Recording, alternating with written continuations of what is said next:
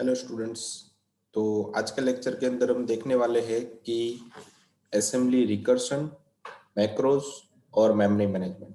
ठीक है, तो ये तीनों चीजें क्या होती है असेंबली लैंग्वेज के अंदर, वो हम आज के लेक्चर के अंदर स्टडी करने वाले हैं। तो पहले तो देख लेते कि असेंबली रिकर्शन क्या होता है। चीज जैसे कि आप किसी भी तरीके की प्रोग्रामिंग करते हो तो उसके अंदर वन टाइप ऑफ रिकर्शन होता ही है, मतलब फंक्शन खुद को ही कॉल करता है।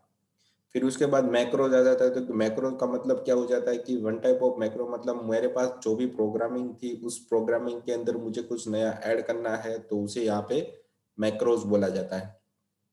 ठीक है, मतलब मैक्रो की कोडिंग आप करने के बाद उसकी जो प्रोग्रामिंग है उसके अंदर भी आप कुछ एडिशनली ऐड कर सकते हो, मतलब उसके अंदर एक्सटेंड कर सकते हो। ठीक है, और उसके बाद है कि मेमोरी मैनेजमेंट। मेमोरी मैनेजमेंट मतलब आपने जो भी डेटा ऑक्यूपाई किया है या फिर बनाया है उसको किस तरीके से मैनेज करना है मेमोरी के अंदर। ठीक है, तो उसके लिए यहाँ पे मेमोरी मैनेजमेंट भी दी, जो हर एक लैंग्वेज के अंदर डिफरेंट डिफरेंट तरीके से कॉन्सेप्ट उसका बताया जाता है। वैसे ही यहाँ पर भी असेंबली प्रोग्रामिंग के अंदर भी एक मेमोरी मैनेजमेंट, मैक्रो और रिकर्सन का कॉन्सेप्ट है। ठीक है, तो फर्स्ट ऑफ ऑल तो हम देखते हैं कि असेंबली रिकर्सन क्या होता है। ठीक है, तो पहले तो इसको हम जान लेते हैं असेंबली रिकर्सन क्या होता है, किस तरीके से यूज होता है। ठीक है, तो अब देखने वाले तो रिकर्सन क्या होता है। तो recursion procedure is one that call itself. ठीक है, तो वन टाइप ऑफ फंक्शन है जो फंक्शन खुद को ही बार बार कॉल करता रहता है जब तक आपकी फंक्शनैलिटी, मतलब आपकी कंडीशन फॉल्स नहीं होती तब तक। ठीक है, तो ये होता है वन टाइप ऑफ फंक्शन। आप नॉर्मल फंक्शन जो बनाते हो यूजर डिफाइंड फंक्शन, वही फंक्शन होता है, पर इसके अंदर क्या होता है कि बार बार फंक्शन खुद को ही कॉल कर, मतलब अपने अंदर जाएगा और उसी को और खुद को ही कॉल करेगा। मतलब वहां पे आपको एक कंडीशन मैट करवानी पड़ेगी, जो कंडीशन सही हो रही है तो आपकी कंडीशन रिकर्सन है वो फॉल्स हो जाए, मतलब उसमें से बाहर आ जाए, तब तक वो एक बार बार अपने आप को ही कॉल करता रहेगा। ठीक है, तो इसे यहाँ पे रिकर्शन बोला जाता है। रिकर्शन ऑलवेज फंक्शन के साथ यूज होता है। फिर उसके बाद दिया गया कि there are two kinds of recursion. तो यहाँ पे दो तरीके के अलग अलग रिकर्शन है। फर्स्ट ऑफ ऑल तो है डायरेक्ट रिकर्शन और दूसरा है इनडायरेक्ट रिकर्शन। ठीक है, तो फर्स्ट ऑफ ऑल क्या दिया गया है कि in direct recursion the procedure call itself, वो खुद को ही कॉल करती है, and in indirect recursion the first procedure call the second procedure. ठीक है, तो वहां पे क्या होता है कि बहुत अलग अलग तरीके की प्रोसीजर, मतलब फंक्शनलिटी बनाई जाती है। जैसे कि सब रूटीन हम बनाते हैं। ठीक है, सब रूटीन मतलब one type of small of code. ठीक है, स्मॉल कोडिंग रहती है जिसके अंदर हमें जो भी चाहिए उसके मुताबिक ही उसकी कोडिंग वहां पे हमने की होगी। ठीक है, तो अलग अलग तरीके की फंक्शनलिटी हमने फंक्शन बना के रख दिए, प्रोसीजर बना के रख दिए। ठीक है, अब क्या करेंगे कि फर्स्ट ऑफ ऑल हम किस प्रोसीजर को कॉल करवाना है, और फर्स्ट प्रोसीजर चलेगी तो उसके बाद ही उसके अंदर से ही दूसरी प्रोसीजर चलनी चालू होगी। ठीक है, तो which is turn call the first procedure, तो वापस फर्स्ट प्रोसीजर को कॉल करेगी, तो इसे इनडायरेक्ट रिकर्सन बोला जाता है। मतलब फर्स्ट प्रोसीजर दूसरे को कॉल करेगी, दूसरी वो फर्स्ट को कॉल करेगी, तो इसे यहाँ पे इनडायरेक्ट और डायरेक्ट, मतलब प्रोसीजर खुद को ही कॉल करती है, उसे यहाँ पे डायरेक्ट रिकर्सन बोला जाता है। ठीक है, तो ये दो अलग अलग तरीके की रिकर्सन है यहाँ पे। तो recursion could be observe in numerous mathematical algorithm. तो एल्गोरिदम के द्वारा उसको यूज किया जाता है। मोस्टली आपकी जो भी एल्गोरिदम बनती है वो मोस्टली रिकर्सन के बेस पे ही बनती है, क्योंकि किसी भी तरीके की आप वेरिएबल या कोई भी फंक्शनलिटी वहां पे अप्लाई कर दोगे, जब तक वो डेटा मीट नहीं होगा तब तक वो चलता रहेगा। ठीक है, तो उसकी जो बेस्ट एग्जांपल है वो यहाँ पे दी गई है कि फैक्टोरियल नंबर। ठीक है, फैक्टोरियल नंबर की कंडीशन जब तक जीरो या जीरो से कम नहीं होगी तब तक वो घूमती रहेगी, मतलब अपने आप को बार बार वो कॉल करती रहेगी। तो उसकी एग्जांपल यहाँ पे दी हुई कि फैक्ट नाम का एक एल्गोरिथम है, उसके अंदर आपको जो भी नंबर पास करवाना वो पास कर सकते हो। ठीक है, और उसके बाद यहाँ पे दिया है कि जो भी आपके पास नंबर है इनटू फैक्ट, मतलब जो फैक्ट है वो खुद को ही कॉल करेगा, मतलब वो वापिस फैक्ट यहाँ पे जाएगा, पर यहाँ पे जो भी नंबर दिया उसमें से एक माइनस होके जाएगा। वापस वो यहाँ पे कॉल करने आने के बाद जिसकी जो एक वैल्यू कम थी उसमें से भी वापस एक वैल्यू कम होती है, मतलब एक एक वैल्यू कम होती है कि 5 है तो 4, 3, 2, 1, 0। जैसे 0 होगा तो आपकी कंडीशन यहाँ पे मैट हो जाएगी, तो वो रिकर्शन आपका फॉल्स हो जाएगा। तब तक आपको लास्ट वैल्यू जो उसका कैलकुलेशन करके दोनों का मल्टीप्लाई हो रहा है हर बार, तो वो आपको मिल जाएगा। ठीक है, तो इस तरीके से रिकर्शन यहाँ पे वर्कआउट होता है। ठीक है, तो उसकी एक्सप्लेनेशन भी यहाँ पे दी गई है, उसकी प्रोग्राम भी यहाँ पे दी गई है। ठीक है, तो फर्स्ट ऑफ ऑल तो उसकी एक्सप्लेनेशन जो ऊपर हमने एग्जाम्पल अभी पढ़ा है उसके जो रिलेशन है, उसका जो एग्जाम्पल है, उसकी डिस्कशन हम यहाँ पे करने वाले हैं। तो यहाँ पे बताया गया था कि फॉर एग्जाम्पल फैक्टोरियल ऑफ 5, जैसे कि यहाँ पे उसने क्या दिया, n दिया, तो हम यहाँ पे क्या ले रहे हैं, n की जगह पे 5 ले रहे हैं। 5 is 1 into two into three into four into five, मतलब 5 मतलब 5 का फैक्टोरियल क्या होगा, 5 into four into three into one, मतलब इन सब का मल्टीप्लाई। अगर आप वहां पे 7 ले रहे हो, 7 ले रहे हो, तो 7 into six into five into four into three into one. ठीक है, इस तरीके से फैक्टोरियल को गिना जाता है। ठीक है, कैलकुलेट किया जाता है। तो factorial of 4, and this can be good example of showing recursion. Recursion को देखने के लिए ये फैक्टोरियल का बहुत ही अच्छे से एग्जांपल यूज कर सकते हो। Every recursive algorithm must have an ending condition. तो जितने भी तरीके के आप रिकर्सिव फंक्शन यूज करते हो या फिर रिकर्शन यूज करते हो, वहां पे एक लास्ट में फॉल्स कंडीशन मैट आपको करवानी ही पड़ेगी, तभी आपकी रिकर्शन है वो कभी फॉल्स होती है। ठीक है, वरना वो कभी फॉल्स नहीं होती और इनफाइनाइट लूप के अंदर वो चली जाएगी। तो लास्ट में एल्गोरिदम के अंदर आपको एक कंडीशन मैट करवानी पड़ेगी जिसकी मदद से वो फॉल्स हो जाएगा। The recursive calling of the program should be stopped when condition is fulfilled। ठीक है, तो जब तक रिकर्सिव की कॉलिंग ऑफ प्रोग्राम, मतलब वो जब तक प्रोग्राम को कॉल करता रहेगा, वो स्टॉप कब होगा, जब आपकी कंडीशन फुलफिल होगी, मतलब सही होगी, मैट होगी। ठीक है, तब। ठीक है, तब तक वो अपने आप को कॉल करवाता रहेगा। In the case of factorial algorithm, the end condition is reached when n is zero। जब तक n जीरो नहीं हो जाता तब तक आपका रिकर्सिव, मतलब वही फैक्टोरियल के लिए बताया गया है, किसी दूसरे एल्गोरिथम के लिए नहीं बताया गया, सिर्फ फैक्टोरियल के लिए जब तक n की कंडीशन जीरो नहीं होती तब तक वो घूमता रहता है। तो उसकी यहाँ पे साइड में आपको एक प्रोग्राम भी दी गई है जिसके अंदर आपको सारा कुछ कैलकुलेटर और उसका यहाँ पे साइड में फंक्शनलिटी भी एक्सप्लेन की गई है, भाई क्या किस चीज की मदद से, कौन सी असेंबली लैंग्वेज की मदद से क्या चीजें होती है। ठीक है, तो फर्स्ट ऑफ ऑल तो अंडरस्कोर स्टार्ट की मदद से हमारा प्रोग्राम स्टार्ट होगा और यहाँ पे कैलकुलेटिंग फैक्टोरियल फॉर 3, मतलब 3 फैक्टोरियल के लिए मुझे क्या चाहिए, तो 3 इंटू टू इंटू वन, तो हमें आउटपुट आना चाहिए 6। तो उसकी यहाँ पे फैक्टोरियल की कॉलिंग की है, मतलब कॉल प्रोक फैक्टोरियल, मतलब प्रोसीजर की जो भी फैक्टोरियल की प्रोसीजर यहाँ से स्टार्ट होगी। ठीक है, स्टार्ट होने के बाद उसने क्या किया कि 30h वो x के अंदर स्टोर कर दिया और x के अंदर फैक्ट नाम के फंक्शन को स्टोर कर दिया। फिर उसकी लेंथ और कितनी बार उसको मेमोरी के अंदर से कॉल करवाना है, तो वो सारी चीजें यहाँ पे आपको एक्सप्लेन की हो, और साइड में भी आपको डिस्क्रिप्टर्स अच्छे से दिया हुआ है। तो ये आपके यहाँ से समझ सकते हो भाई किस तरीके से ये वर्कआउट होता है। ठीक है, फिर उसके बाद तो ये हमारी रिकर्सन थी। आई होप रिकर्सन आपको समझ में आया होगा थोड़ा बहुत कि क्या चीज होती है, और इसके अंदर और भी डिटेल में आपको जाना है तो आप नेट पे ट्यूटोरियल पे भी फाइंड आउट कर सकते हैं रिकर्सन एग्जैक्टली किस तरीके से यूज किया जाए। मैंने आपको जस्ट उसकी कॉन्सेप्ट समझाई क्या होता है। ठीक है, फंक्शन खुद को ही कॉल करता है, तो उसे यहाँ पे रिकर्सन बोला है, मैं वो फंक्शन के केस में ही यूज किया जाता है और दूसरे केस में रिकर्सन यूज नहीं होता फंक्शन के केस में। ठीक है, तो जैसे हमारा रिकर्शन यहाँ पे खत्म हो रहा है तो उसके बाद हम मैक्रो, तो मैक्रो के बारे में हमने इससे पहले भी शायद पढ़ा हुआ था। ठीक है, तो इससे पहले भी मैंने मैक्रो के बारे में डिटेलिंग में आपको बताया था कि मैक्रो एग्जैक्टली क्या होता है। ठीक है, असेंबली लैंग्वेज के अंदर। तो यहाँ पे वही चीज मैं शॉर्ट डिस्क्रिप्शन के फॉर्मेट में आपको बता रहा हूँ कि मैक्रो क्या होता है और उसकी सिंटैक्स सिंपल से। ठीक है, तो यहाँ पे उसकी एक्सप्लेनेशन दी गई है कि writing a macro is another way of ensuring modular programming in assembly language. ठीक है, तो असेंबली लैंग्वेज के अंदर जिस तरीके से आपको उसकी प्रोग्रामिंग करनी है उसके लिए एक अलग से एक मैक्रो दिया, मतलब जो भी प्रोग्रामिंग है उसके अंदर आप कुछ नया प्रोग्राम अपनी तरीके से डाल सकते हो, उसे यहाँ पे मैक्रो बोला जाता है। Macro is a sequence of instruction. तो मैक्रो क्या होता है कि वन टाइप ऑफ एक इंस्ट्रक्शन है जो सीक्वेंस के फॉर्मेट में, मतलब एक स्टेप होने के बाद ही दूसरी उसकी इंस्ट्रक्शन रन होगी, दूसरी खत्म होने के बाद ही तीसरी होगी।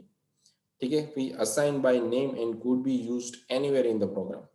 तो किसी भी चीज को वो असाइन कर सकता है, उसको नेम दे सकता है और एनीवेयर प्रोग्राम के अंदर कहीं पर भी आप उसको लिख सकते हो, मतलब प्रोग्राम आप मैक्रो के अंदर कहीं पर भी लिख सकते हो। उसे यहाँ पे रन करने के लिए NASM की जरूरत पड़ती है।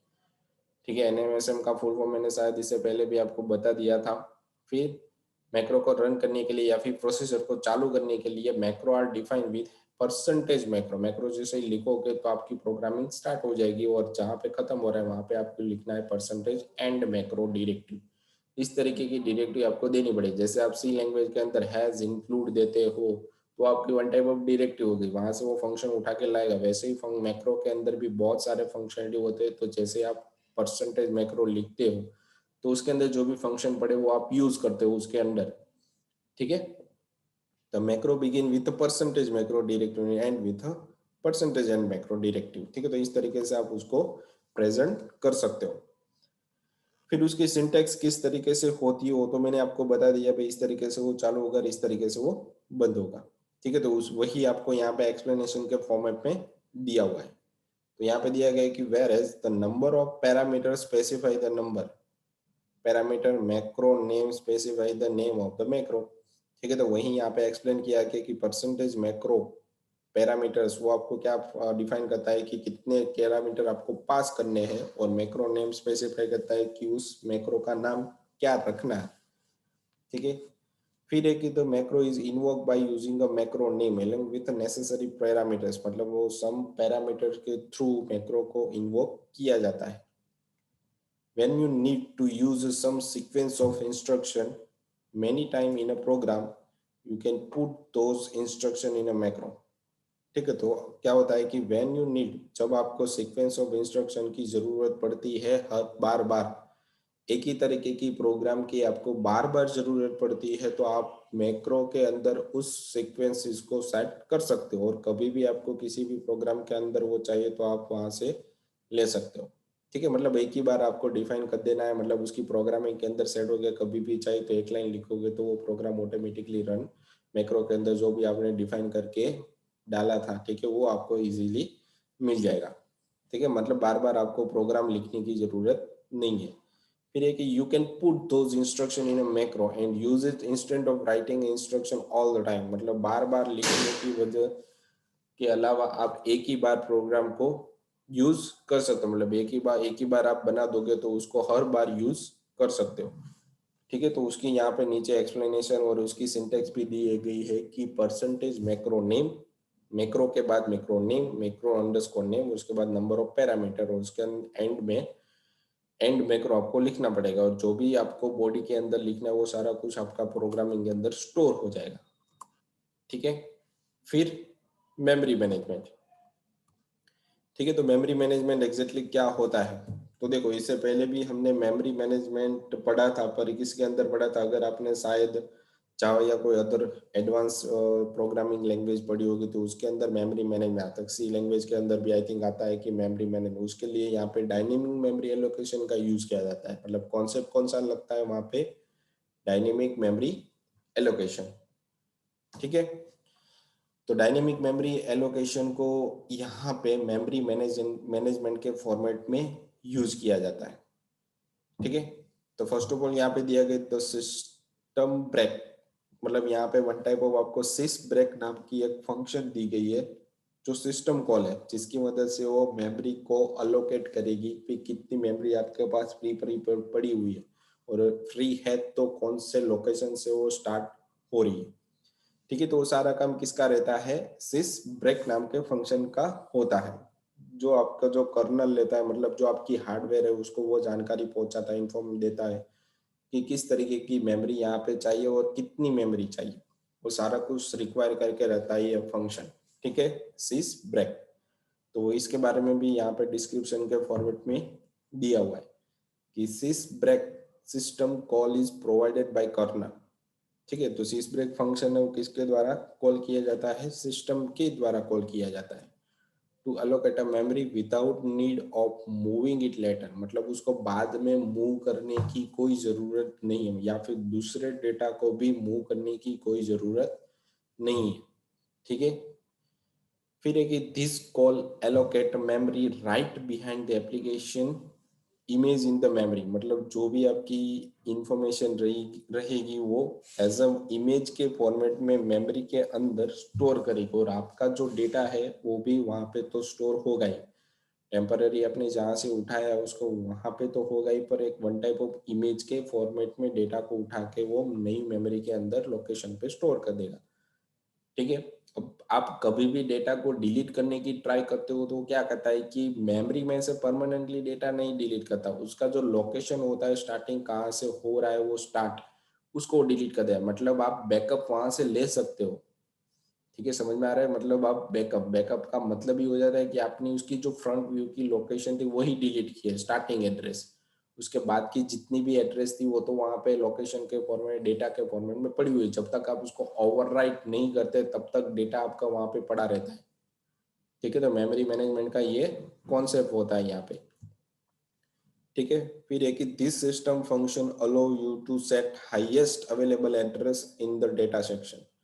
मतलब जितनी भी हाईएस्ट अवेलेबल, मतलब आपको 10 चाहिए तो वो क्या करेगा कि आपको ढूंढ के देगा कि 1000 स्पेस कहाँ पे पड़ी हुई है, तो वहां पे आप डेटा स्टोर एलोकेट कर सकते हो। क्यों? क्योंकि बाद में कभी भी आपको मेमोरी बढ़ाने की जरूरत पड़ी तो आप वहां पे डेटा ऐड कर सकते हो।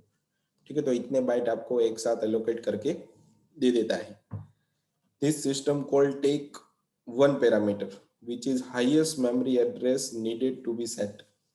ठीक है, तो सिस्टम कॉल होता है उसके थ्रू एक ही पैरामीटर पास किया जाता है और उस पैरामीटर के अंदर हाईएस्ट मेमोरी, मतलब जितनी भी बाइट की जरूरत होती है वो वहां पे पास कर दी जाती है। मतलब वो एड्रेस उसको मिल जाती है, मतलब जितना भी डेटा पड़ा होगा वहां पे उसकी स्टार्टिंग एड्रेस मिल जाती है। फिर क्या होता है कि this value is stored in EBX register, मतलब उसकी जो हाईएस्ट मेमोरी की एड्रेस थी वो ईबीएक्स नाम के रजिस्टर के अंदर स्टोर हो जाएगी। ठीक है। In case of any error sys break return minus error, किसी भी तरीके की मेमोरी के अंदर मुझे नहीं मिला, एलोकेट नहीं हुआ, मेमोरी उसको ऑक्यूपाइड नहीं हुई, तो वो रिटर्न करेगा -1 और return negative error code itself, मतलब वो खुद को ही माइनस की वैल्यू रिटर्न करेगा ताकि पता चलेगा कि कर्नल की ओर से उसे कोई मेमोरी एलोकेट नहीं हुई। तो following example demonstrate the dynamic memory allocation. जो फॉलोइंग एग्जांपल आपको दिया गया है उसके थ्रू आप डायनेमिक मेमोरी एलोकेशन को भी यूज कर सकते हैं। ठीक है, तो डायनेमिक मेमोरी एलोकेशन मतलब उसकी प्रोग्रामिंग भी यहाँ पे आपको दी गई है कि सिस ब्रेक को किस तरीके से यूज किया, तो उसके लिए यहाँ पे EBX नाम के रजिस्टर को यूज करना पड़ेगा। ठीक है, तो उसके लिए एक्सप्लेनेशन यहाँ पे दी है कि यहाँ पे देखो मूव EAX45, तो इसकी मदद से सिस ब्रेक कॉल होता है और जो भी उसकी मेमोरी लोकेशन होती वो EBX के अंदर उसने स्टोर कर दी। तो उसकी हाईएस्ट यहाँ पे 80 थी मेमोरी लोकेशन और नंबर ऑफ बाइट, तो ये क्या कहता है कि 16,384 बाइट को एक साथ ऑक्यूपाई कर लेता है और जो भी EX के अंदर डेटा स्टोर हुआ तो EBX के अंदर पास कर दिया उसने। ठीक है, तो यहाँ पे जैसे मूव था वही चीज यहाँ पर भी हो रही थी। ठीक है, अब क्या करना है कि EX के अंदर जो भी डेटा था वो 45 था, वो EX के अंदर स्टोर हो गया। वापस यहाँ पे सिस ब्रेक को कॉल करवाया और नीचे की साइड यहाँ पे क्या हो रहा है कि कंपेरिजन हो रहा है कि जब तक लेस देन होगा तब तक मेमोरी जब तक खत्म नहीं होगी तब तक वो डेटा को स्टोर करता रहेगा। मतलब उसकी जो हाईएस्ट अवेलेबल एड्रेस होगा वो उसको मिल जाएगा। मतलब उसको क्या मिली अभी 4096 नाम की एड्रेस मिली है। ठीक है, तो जैसे ही अब नीचे की साइड आएगी तो यहाँ पे मुझे वापस दे रहा है कि मेमोरी के अंदर उस लोकेशन को किस तरीके स्टोर करवाना है, तो उसकी यहाँ पे प्रेजेंटेशन आपको दी गई है। ठीक है, फिर यहाँ पे लिखा हुआ है कि ECX मैसेज पास कर दिया, उसकी लेंथ उसने फाइंड आउट कर ली और जो भी मैसेज था उसने वो प्रिंट करवा दिया। ठीक है, अब जैसे ही आप एग्जिट करोगे तो सेक्शन के थ्रू आपको क्या मिलेगा, मैसेज के अंदर के एलोकेटेड 16 KB ऑफ मेमोरी, मतलब उसको क्या मिलाया है 16 KB का डेटा मेमोरी लोकेशन उसको मिल गया। तो उसकी लेंथ कितनी हुई, यहाँ पे हमें 16 KB, मतलब बहुत सारी मेमोरी उसको ऑक्यूपाई एट अ टाइम मिल गया। मतलब उसकी जो हाईएस्ट मेमोरी थी वो उसको वहां पे मिल गई। तो इस तरीके से डायनेमिक मेमोरी एलोकेशन की प्रोग्रामिंग की एल्गोरिदम की जाती है। ठीक है, असेंबली लैंग्वेज के अंदर। ठीक है, ओके। तो लास्ट में हमारे पास क्वेश्चन थे। तो आज के लेक्चर के अंदर हमने क्या देखा कि रिकर्शन असेंबली लैंग्वेज के अंदर क्या होता है, जो अदर लैंग्वेज के अंदर यूज किया जाता है वही यहाँ पे हमने देखा।